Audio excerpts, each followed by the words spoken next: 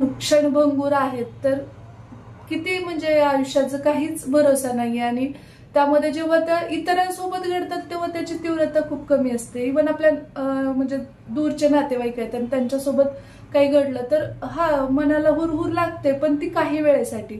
पण तीच गोष्ट जर आपल्या जवळ म्हणजे अगदीच आपल्या जवळच्या व्यक्तीसोबत घडत असेल तर त्यावेळी तो धक्का खूप जास्त मोठा असतो. आणि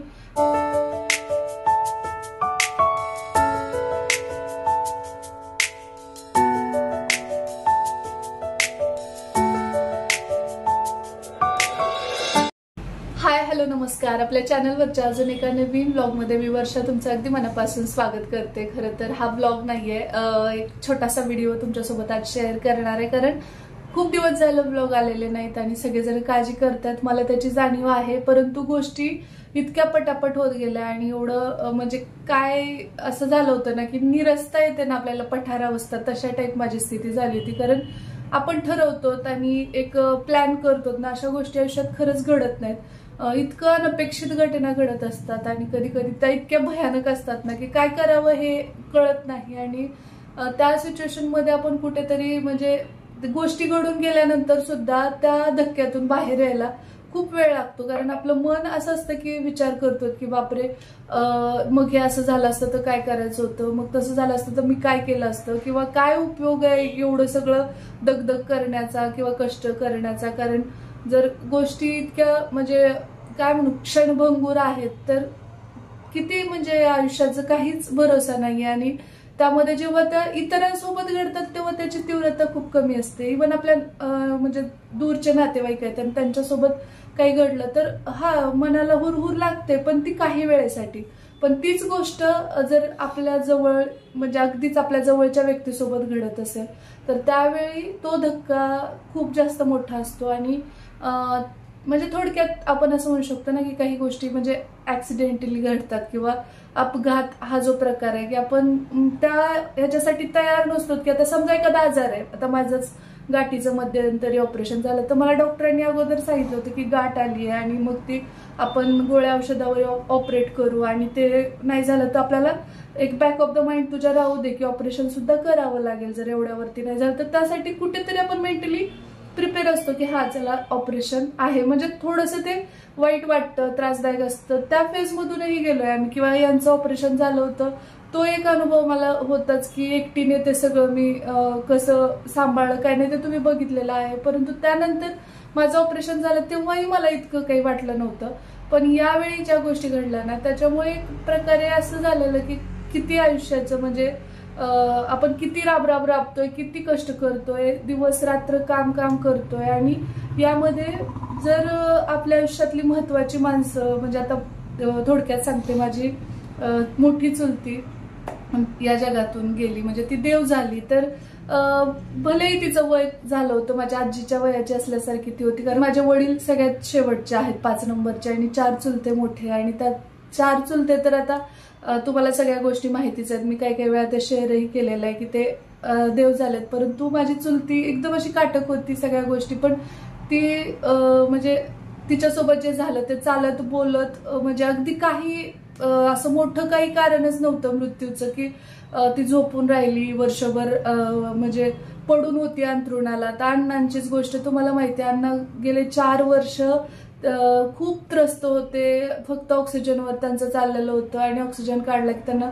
काय काय त्रास होता हे सगळं तुम्हाला माहिती आहे. परंतु माझ्या चुलतीचा जर विषय घेतला तर ती अगदी चालत बोलत चहा घेतला सकाळी, छानपैकी सगळ्यांशी बोलत जेवण वगैरे केलं. आणि त्यानंतर जेवण झाल्यानंतर चालत चालत अचानकच चक्कर येऊन पडल्यासारखं झालं आणि तिथून दवाखान्यात नेईपर्यंत डॉक्टरांनी सांगितलं की ती या जगात नाहीये. तर ह्या गोष्टी आहेत ना खूप जास्त पेनफुल असतात आणि त्यातून थोडंसं बाहेर येतोय नाही येतोय तोपर्यंतच अजून काही गोष्टी आहेत तर त्या घडल्या. त्यामुळे घडल्या म्हणजे आम्ही कुठेतरी निराशाकडे जास्त गेलो आणि असं झालं की काही नको आयुष्यात आहे ते सगळे, माणसांची हेल्थ व्यवस्थित असणं महत्वाचं आहे ह्या त्या गोष्टी. तर काय झालंय ते तर मी तुम्हाला पुढे सांगतेच आणि प्रश्न पण आहेत तुमचे काही तर तेही आजच्या व्हिडिओमध्ये कव्हर करण्याचा प्रयत्न करते, कारण मागच्या काही दिवसांपासून सातत्याने कॉल येत आहेत, खूप सारे कॉल येतात, पुढे तुम्हाला शेअर करते, कारण या क्लासच्या माध्यमातून ना कॉन्टॅक्ट नंबर आपला आपण शेअर केलेला आहे, त्यामुळे बरेचसे जण ब्लॉग नाही आले की एकतर मेसेज करून बघतात, DM करतात किंवा कमेंट करतात, आणि तिसरा ऑप्शन त्यांना आहे की चला फोन करून बघू की नेमकं व्यवस्थित आहे की नाही, काय चाललंय ते. एकतर आजी आल्या होत्या आमच्या घरी परवाला. हो, जवळच त्या एवढा प्रवास करून दगदग करत घर शोधत आल्या, आणि म्हणजे त्यांनी कसं काय येत नाही या कारणास्तव त्यांनी आहे ना करत आहे ना, म्हणजे आम्ही जिकडे राहत होतो पूर्वी राहत होतो तिकडे जाऊन ऍड्रेस घेऊन त्या इथपर्यंत आल्या. आणि का आल्या तर अर्थातच तेवढं प्रेम आहे, तेवढं तुम्हाला आमच्यासाठीची कळकळ वाटते किंवा कसे आहेत, सुखरूप आहेत ना, हे वाटणं साहजिक आहे, आणि त्यामुळे त्या इथपर्यंत आल्या, आणि त्यांच्यामुळे आम्ही आज हा व्हिडिओ करतोय. कारण कुठे काळजीमध्ये वाटलं की चला त्यांची एवढी तगमग होत होती तर आपण सगळ्यांना हा मेसेज देणं गरजेचं आहे. तर एक तो प्रसंग जो माझ्या चुलतीसोबत घडला. खरं तर म्हणजे वय झाल्यानंतर एखादी व्यक्ती गेलास त्याचं दुःख तितकंसं वाटत नाही, पण चालती बोलती व्यक्ती वय जरी झालेलं असलं आणि चालत चालत गेली तर त्याचं दुःख काही वेगळंच असतं, आणि त्यातनं कुठे बाहेर येत नव्हतो तोपर्यंत. म्हणजे असतं ना आपल्याला बघा, कुणाच्याही अंत्यविधीला आपण जातो तर आपल्याला खूप जास्त आपण त्या ठिकाणी आपल्याला ठेवून बघतो, आपल्या आप्तजनांना ठेवून बघतो, आणि आपल्याला खूप वाईट वाटायला लागतं की बापरे आयुष्याचा काय भरोसा आहे किंवा काय उपयोग आहे एवढं सगळं करून. हे प्रत्येकाच्या डोक्यात तिथं स्मशानभूमीत गेलं असेल तसंच आमचंही झालं होतं, आणि असं झालं होतं की चला आता थोडे दिवस नको काहीच. आणि त्याच्यामध्ये सडनली इथं आल्यानंतर ह्या गोष्टी त्यांच्यासोबत घडल्या. हा छोटासा ऍक्सिडेंट झालेला आहे, परंतु छोटासा म्हणण्यापेक्षा मुक्का मार जबरदस्त लागला. इथून फक्त रक्त आलंय, पण असं वाटत होतं की डोळ्याचा आता गेला की काही इतकी भीती वाटत. ऍक्च्युली काय झालं होतं, सकाळ म्हणजे दिवाळीचा कालावधी होता ना, खूप धावपळ होती.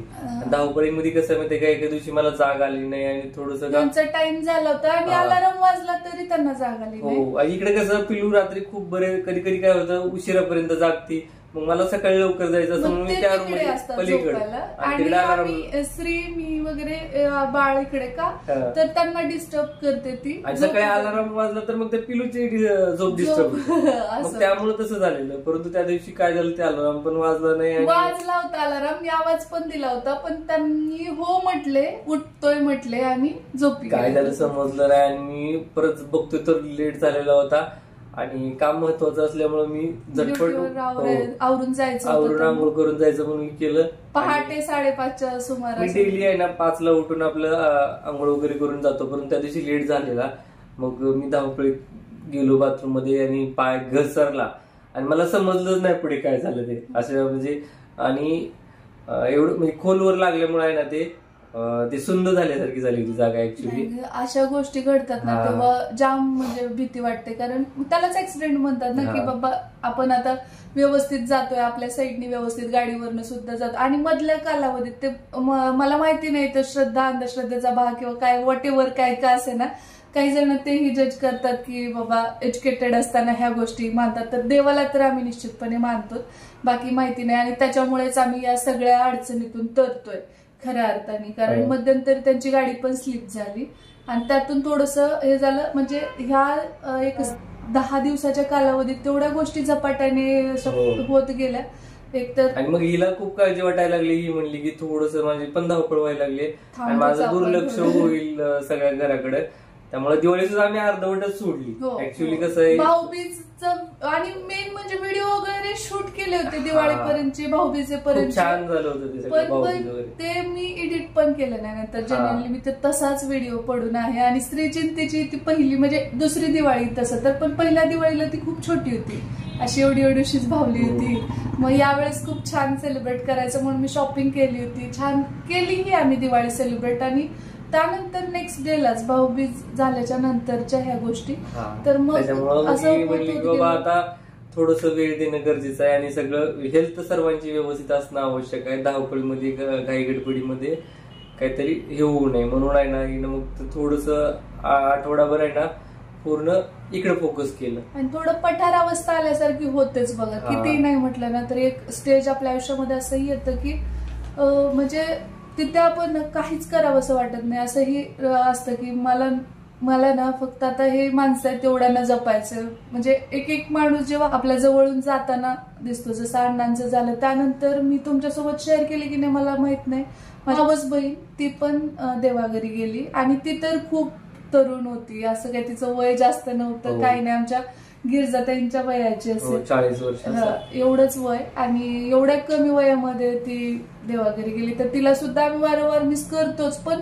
गेलेली माणसं परत येत नाहीत. आणि असंही कधी कधी वाटतं की जेव्हा ती माझ्याकडे मला भेटायला, बाळाला बघायला ढोराळ्यात आली होती तर मी अर्थात तिच्यासोबत वेळ स्पेंड केला होता, सगळं छान छान झालं होतं. पण गावात असल्यामुळे ती नेहमी यायची, मी तिथं. आणि विशेष म्हणजे आम्ही बारशाला खूप मिस केलो, कारण नामकरण सोहळ्याला, शांभवीच्या वाढदिवसाच्या वेळेस. कारण का त्यावेळेस मेन म्हणजे आम्ही असं म्हटलं होतं, छोटंसंच अगोदर आम्ही घरात आल्यावराला म्हणजे शांभवीचं नामकरण केलेलं होतं ढोराळ्यात. ज्यांनी तो व्हिडिओ बघितला त्यांना माहित असेल, पण खूप मोठं काही नाही केलं नव्हतं, कारण काही गोष्टी होत्या, ते नवस ते काही झालेलं नव्हतं. मग आम्ही असा विचार केला होता की त्यावेळी तिला बोलवायचं, आणि तिनं आली होती की का बरं मला बोलवलं नाही तेव्हा, छोटंसं केलं होतं तेव्हा. तर आम्ही म्हटलं तुझ्याशिवाय थोडी ना शांभवीचं नाव आम्ही ठेवलं, म्हणजे तिचं नाव तुझ्याशिवाय ठेवलं जाणार नाही. कारण श्रीच्या ह्याला पण तिने खूप सुंदर पाळणे म्हणले होते, आणि आपल्या चॅनलवर तिचा व्हिडिओ सुद्धा आहे. अगदी सुरुवातीला तिची गाणी, अभंग, ह्या गोष्टी. तर सांगायचं तात्पर्य हेच की एका वर्षभरात जवळची 3 माणसं गमावली आहेत या वर्षात. म्हणजे अण्णा, त्यानंतर माझी मावस बहीण, आता चुलती. हे वाटतं की काही नाही आयुष्यामध्ये खरं जर बघितलं ना तर पैसा पाणी हे सगळं दुय्यम वाटायला लागतं. आणि सगळ्यात महत्वाची ती माणसं आपल्या जवळ जे आहेत त्यांना आहे तोपर्यंत वेळ देणं, त्यांच्यासोबत वेळ स्पेंड करणं, एवढ्याच गोष्टी आपल्या हातात आहेत. आणि चांगल्या आठवणी गोळा करणं आहे की नाही. सो हा प्रकार पण यांच्यासोबत जेव्हा झाला तेव्हा असं वाटत होतं की बापरे आता डोळ्याचं काय, कारण ते रक्त थांबत नव्हतं. आणि मला ते समजलंच नाही, परंतु आंघोळ करताना लाल काय ते बघतो तर ते रक्तप्रवाह जास्तच होत होता. त्याच्यानंतर मग आम्ही हॉस्पिटलला वगैरे गेलो, सगळ्या गोष्टी झाल्या. तर आता ते कमी होत आलंय. म्हणजे पण मुक्कामार भरपूर जास्त आहे इथं. सूज तुम्हाला या बाजूला जाणवत पण असेल तर इथं या बाजूला हे इथं लागलेलं आहे. म्हणजे थोडक्यात निभावलं, म्हणजे म्हणतात ना कानावून गेलं म्हणतो आपण, तशातला प्रकार. आणि मग त्या पूर्ण वर्षाला ना इकडे घराकडे, कुटुंबाकडे फोकस केलं. थोडस म्हणलं, मी कॉल पण रिसिव्ह नाही केला कोणाचे, खरं सांगते मी. आणि कमेंटला पण कुणाच्या रिप्लाय नाही दिला, काहीच नाही. आणि त्यासाठी खरंच सॉरी. पण मला त्यावेळी असं झालं होतं ना की नाही, आधी हे सगळं महत्वाचं आहे. कारण ऑपरेशनच्या वेळेस पण आम्ही मेंटली प्रिपेअर होतो. यांचं ऑपरेशन होतं तेव्हाही आम्हाला असं होतं दोघांना की गाठ काढायची आहे, डॉक्टरांनी सांगितलंय, आणि हे सगळं छान होणार आहे, आणि व्यवस्थित आपण उलट आपल्या शरीरातली म्हणजे व्यथा कमी होणार आहे, हे होतं. पण हे असं जेव्हा होतं ना की आपण काहीच तयारीत नसतो, झोपेत आहोत किंवा काही कामात होत, आणि अचानक काहीतरी होऊन जातं ना त्यावेळेस. आणि बरेच वेळा असं असतं बघा, असं ज्यावेळेस घटना घडतात ना तर असं वाटतं की काहीतरी काय भरोसा भरोसा आहे, आणि काहीतरी काय म्हणतात त्याला, तो अंधश्रद्धेचा भाग आहे की वाटणं वगैरे. परंतु काय ऍक्च्युअली आपली धावपळ खूप जास्त असते. धावपळीत आपण आपल्या आरोग्याकडे, बारीक सारी गोष्टीकडे दुर्लक्ष करतो, आणि मग असे इन्सिडेंट आपल्यासोबॅक घडतात, आहे की नाही. तरी वाटते की आपल्याला नजरच लागली असेल का. नाही, नजर हा प्रकार म्हणू शकत नाही आपण, पण एवढं आहे की बॅक टू बॅक काम काम काम काम हे खूप जास्त कंटिन्यू सुरू झालं. आणि कसं आहे माहिती का, दोघांनाही असं म्हणजे करिअर दोघांचं एकमेकांना असं वाटतं की नाही पुढे घेऊन जावं, सोडू नये. कारण साहजिक आहे की आपण एवढं त्यासाठी एफर्ट्स घेतलेले असतात. आणि जेव्हा म्हणजे असं होतं की आता दिवाळीचा पिरियड आहे समजा, तर त्यावेळी यांना बंदोबस्त खूप जास्त, किंवा कामाचा त्यांचा लोड तिकडे वाढलेला असतो. तिकडून ते येतात नाही येतात तोपर्यंत माझं काम सुद्धा तितकंच मला महत्वाचं वाटतं. कारण सगळ्यात जास्त सणासुदीला कोलॅबरेशन थोडेसे जास्त असतात एरवीपेक्षा.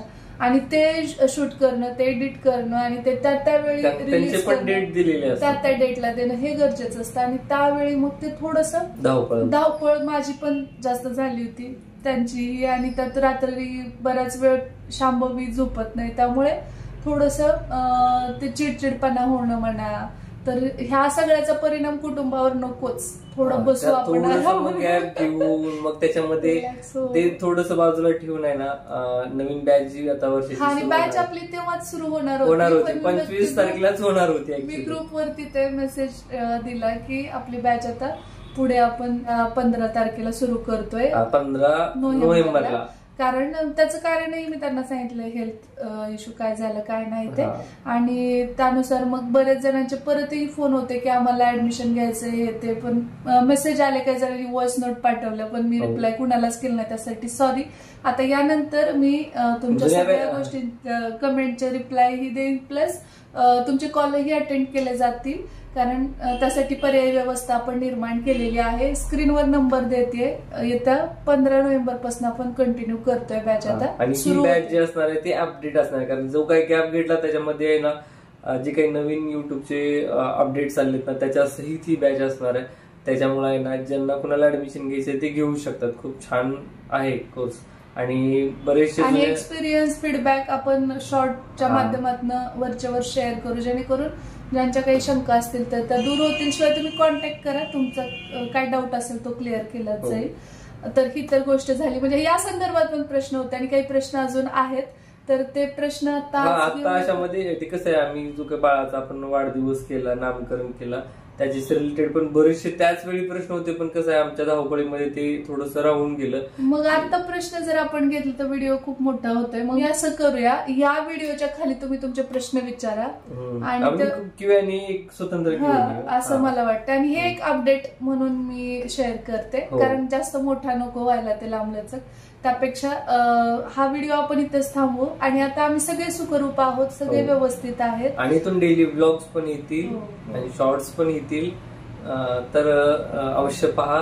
आणि आता जे काही Q&A आहे ना, तुमचे प्रश्न असतील, आम्हाला विचारणार असाल काही, तर या व्हिडिओच्या खाली जे प्रश्न विचारले जातील तुम्ही, तर ते आम्ही नोट डाऊन करून घेऊ आणि त्या अनुषंगाने व्हिडिओज घेऊन येऊ. खूप सारे जणांनी बाळाच्या वाढदिवसासंदर्भात वगैरे विचारलेले प्रश्न आहेत, दिवाळीला का गेलो नाही, असे बरेचसे प्रश्न आहेत. तर त्या सगळ्या प्रश्नांची उत्तर आम्ही तिथे एक सेपरेट व्हिडिओ घेऊन येऊ आणि तिकडे देऊ.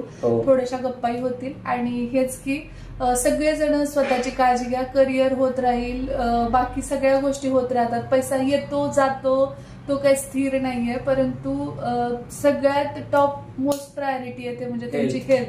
तुम्ही व्यवस्थित असाल, हे मी खूप खूप चुकांमधून शिकलीये बरं का. मी जनरली आपण बघा सामान्य मध्यमवर्गीय कुटुंबाचे आपण आपल्या हेल्थकडे दुर्लक्ष करतो, म्हणजे करतोच.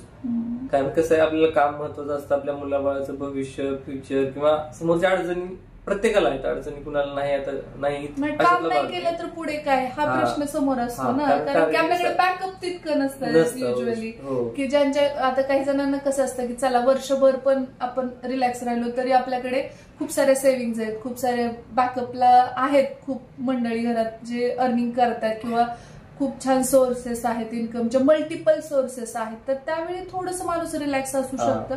पण ज्यावेळी तुम्ही म्हणजे एक किंवा दोघंच अर्निंग करणारे असता आणि त्या अनुषंगाने घरातल्यांचं सगळ्यांचं सगळं व्यवस्थित व्हावं हे आपल्याला अपेक्षित असतं. मुलांना चांगलं शिक्षण द्यायचंय, त्यांचं भविष्य छान घडवायचंय, त्यांना चांगले संस्कार द्यायचे, त्यांना वेळ द्यायचा आहे. शिवाय आपली कामं पण बंद केली तर हे कसं होणार, ह्या गोष्टी एकमेकावरती डिपेंड असतात. आणि तुम्ही आम्हाला डेफिनेटली रिलेट करू शकता, कारण बघणारे ज्या महिला आहेत त्या समजू शकतात की मला नेमकं काय म्हणायचं. त्यामुळे ना म्हणतात ना की शो मस्ट गो ऑन, तर तशा पद्धतीने काम तर आपल्याला करत राहावं लागणार आहे. जर काही दिवसांचा ब्रेक घेतला असला तरी आता पुढे कंटिन्यू करणं तर आहेच, कारण आयुष्य कुणासाठीच थांबत नाही, ते पुढे आपल्याला न्यावंच लागतं. खूप सारे प्लॅन्स पुढे केलेले आहेत, नियोजन केले, ते टप्प्याटप्प्याने तुमच्यासोबत शेअर करू. कारण कसं आहे, आयुष्यामध्ये अपडेट राहणं खूप गरजेचं आहे. जर भविष्य फ्युचर आपल्याही आणि इतरांच्याही फ्युचरसाठी ते तितकंच महत्वाचं आहे. एवढंच मला सांगायचंय की काम तर करणं हे गरजेचं आहेच, आपल्याला कष्ट करायचंच आहे, पण स्वतःकडे बघत ते करणं खूप गरजेचं आहे. माझ्या उदाहरणावरनं मी जी चूक केली की अगदी सुरुवातीपासून मी 4 वाजेपर्यंत पहाटेच्या एडिट करत बसायचे आणि एडिटिंगला वेळ देणं म्हणा, कारण का म्हणजे नवीन होते या क्षेत्रात, सांगणारं कुणी नव्हतं, काही गोष्टींचं इतकं नॉलेज नव्हतं, चुका भरपूर व्हायच्या आणि चुकांमधनं मग शिकत इथपर्यंत आली आहे. आणि त्यामध्ये कसं असतं माहिती का, आता समजा एखादा तेव्हा कोर्सेस पण नव्हते विशेष म्हणजे, आणि चुका करून 2-3 वर्ष घालवण्यापेक्षा हा 15 दिवसाचा कोर्स केला तर तुमचे ना ते 2-3 वर्ष वाचणार आहेत, मी एवढं सांगतो.